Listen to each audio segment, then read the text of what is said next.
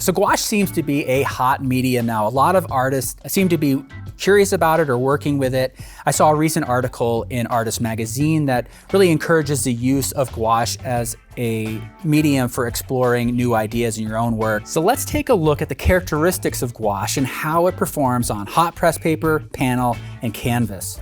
Now, gouache as a medium kind of works similar to watercolor. It breaks down and it creates these really nice washes that you can achieve in watercolor, but gouache also allows you to work more opaquely. So we'll look at how it performs in both those ways. I'm gonna build up just a real light wash here with this red. And we'll see how it works on the hot press paper. It's a really nice pink there.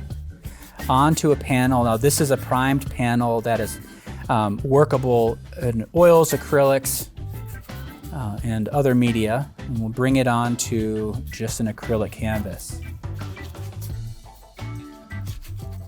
And what's nice about it is that you kind of have the fluidity of watercolor, but again, it gives you a little bit more versatility. I'm gonna let that dry and see how we can achieve even more kind of watercolor effects. Let me grab a clean. On the panel, it's not going to do much, but on the canvas, it might do something here. I'm just going to wet the canvas. I'm going to drop in some of the red. You can see how it really bursts out. That's a nice watercolor effect. It's kind of challenging to get if you're working with oils or acrylics. But again, you get these bursts of color that are, again, indicative of watercolor. But then mixing it, you can mix a nice thick layer, which you can kind of achieve in watercolor paint right out of the tube. But once you start really mixing it in any kind of thick way, it really starts to feel more like an acrylic paint.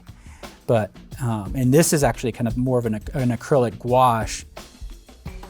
Here we have some thick layers here, letting that bleed into that layer above.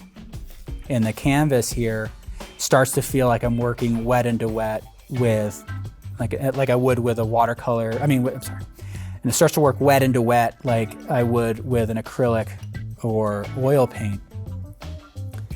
And now as this dries, we should also be able to work more opaquely. And many watercolor artists, they might use a white gouache to kind of work additively in what is typically a subtractive medium. So with watercolor, you're always kind of preserving the white, but if you need to work on top of that, you can use a white gouache.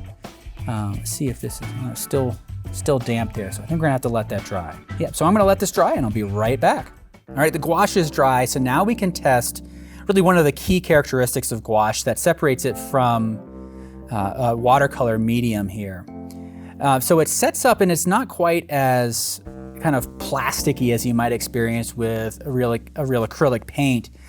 So if I load up my brush, I got just a little bit of water to make it a little bit more fluid.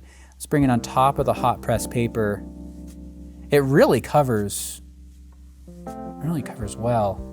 On the panel, actually it looks like it's not quite dry. It looked like it was dry, but it's actually picking up some of it, what that indicates now is that it is a bit more workable than an acrylic paint. I think the dry time is really nice with the gouache, where it dries quickly, but not so quickly that you can't work wet into wet.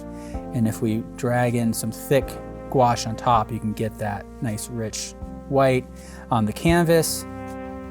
It's really nice and opaque there. What I want to do now is add a little water to the white to treat it like a light wash and see how that performs as well. So that's an interesting effect that, again, you can't really get with a watercolor paint. And something you can achieve in acrylics is to kind of glaze with it.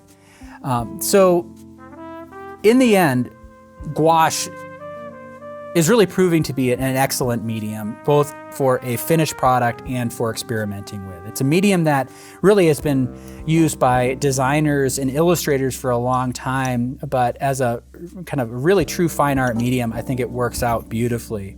So if you want to learn more about the materials that I'm using here, the specifics can be found in the description below. So thank you for watching. Leave your comments below. If you use gouache, tell us what you think.